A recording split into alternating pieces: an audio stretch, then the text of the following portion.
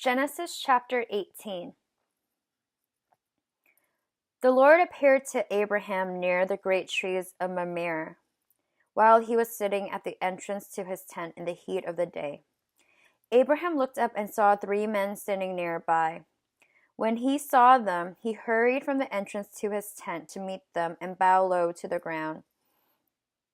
He said, "If I have found favor in your eyes, my Lord, do not pass your servant by.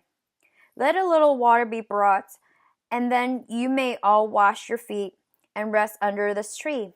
Let me get you something to eat, so you can be refreshed and then go on your way, now that you have come to your servant."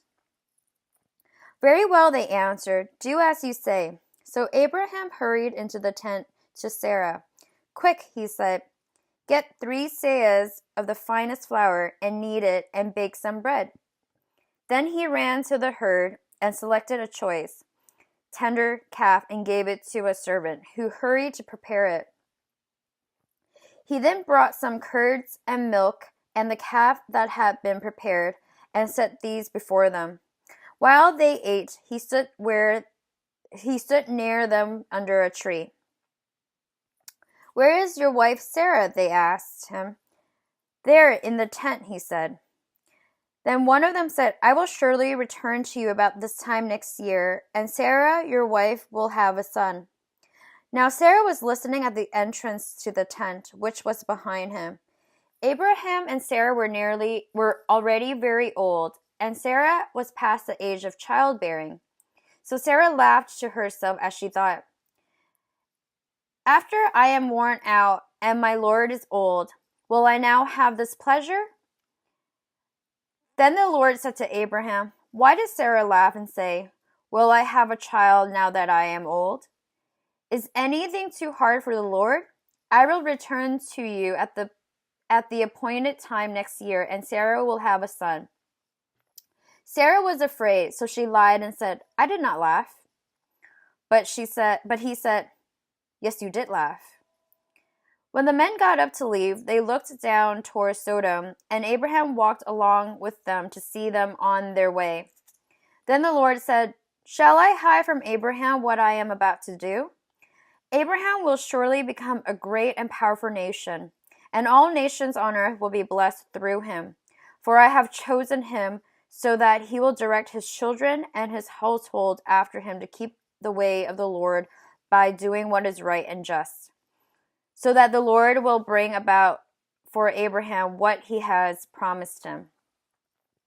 Then the Lord said, "The outcry against Sodom and Gomorrah is so great and their sin so grievous that I will go down and see if what they have done is as bad as the outcry that has reached me.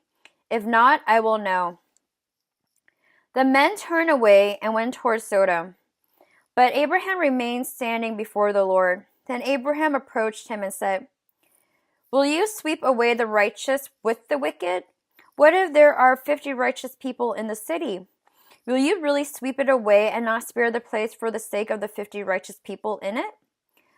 Far be it from you to do such thing, to kill the righteous with the wicked, treating the righteous and the wicked alike. Far be it from you. Will you not judge of all the earth to do right?" The Lord said, "If I find 50 righteous people in the city of Sodom, I will spare the whole place for their sake." Then Abraham spoke up again. "Now that I have been so bold as to speak to the Lord, though I am nothing but dust and ashes, what if the number of the righteous is 5 less than 50? Will you destroy the whole city for the lack of 5 people? If I find 45 there," he said, "I will not destroy it." Once again he spoke to him. "What if only 40 are found there?" He said, "For the sake of 40, I will not do it." Then he said, "May the Lord not be angry, but let me speak. What if only 30 can be found there?" He answered, "I will not do it if I find 30 there." Abraham said, "Now that I have been so bold as to speak to the Lord, what if only 20 can be found there?" He said, "For the sake of 20, I will not destroy it." Then he said, May the Lord not be angry, but let me speak just once more. What if only 10 can be found there?" He answered, "For the sake of 10, I will not destroy it." When the Lord had finished speaking with Abraham, he left and Abraham returned home.